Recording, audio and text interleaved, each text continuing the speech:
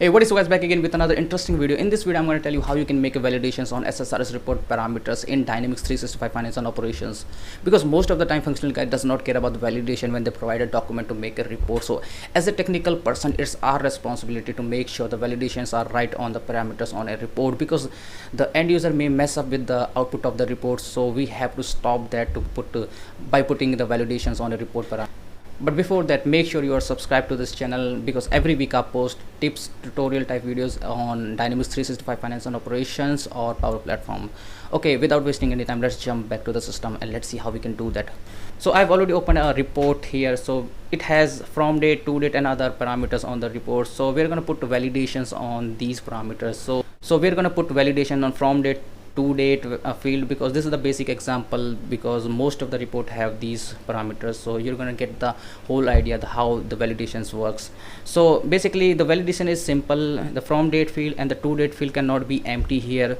So we can do that actually in the design. Let me show you, because I've already opened this in the design. So this is the from date. If I go to the properties, you can see there is a allow blank property. So you can put it as a true. So now user cannot leave it as empty. So if they click on the OK with the empty field, the system will throw error. So this is it in the design in regard of the validations, because we cannot do anything else, but we have to put some logic. We have to check some logic. For example, the from date cannot be greater than to date. So how we can do that? So for that we have to write code in the X++.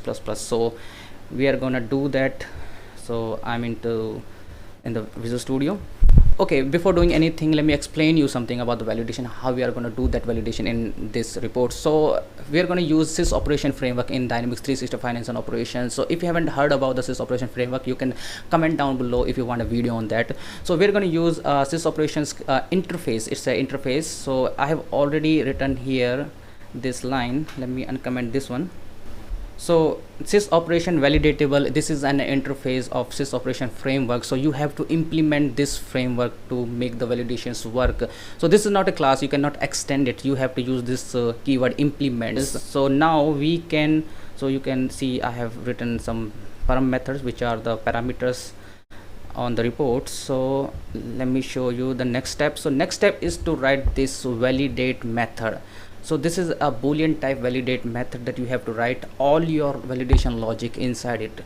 So let me uncomment this one too. So here I have added a variable of boolean type, which is valid. So I'm checking here if a from date field is empty. I'm checking this failed. So this is a method which throws errors with the message. So this is the message will be shown on the screen when you click on OK. So this is for to date. So this next the third if statement is for the checking the statement, like from date cannot be greater than the to date. So it is returning that if it's true, then this will not throw any error. If it's false, it will throw errors when you click on the OK button. So basically this is it you have to do in DC class. Your validation will work fine, because when you click on the OK button, this validate method will run first, then report will generate next. So if there is any problem in validation, the report will not generate and it will throw error. So okay, let's build it and deploy it, and let's see how it will work. So we are back in the reports. Let's see if I leave this from date empty and click on OK, the system will throw error, this warning message. Okay, if I make from date greater than to date, so now from date is greater than the to date, and if I go and click on OK, then it will throw a warning. So this is it, how validations are going to work. You can make your own logic on validation according to your requirements. So this is it you have to do in the DC class, implement that interface and make a validate method. So this is it for validation on SSRS report in Dynamics 365 Finance and Operation. If you like this video, please give a like, share or comment, and please make sure you are subscribed, because every week I post a video on Dynamics 365 Finance and Operation and Power Platform.